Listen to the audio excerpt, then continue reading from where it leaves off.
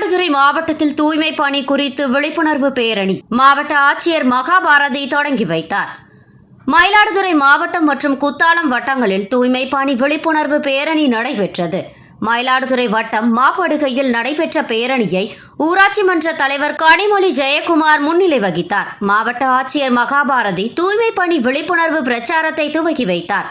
பின்னர் வீடுகள் தோறும் மக்கும் குப்பை மக்காத குப்பைகளை தரம் பிரித்து தருவதை பார்வையிட்ட மாவட்ட ஆட்சியர் மகாபாரதி பொதுமக்கள் மக்கும் குப்பைகளை தங்கள் வீடுகளிலேயே பதப்படுத்தி உரமாக்கி மரம் செடிகளுக்கு பயன்படுத்த வேண்டும் என்று அறிவுறுத்தினார்.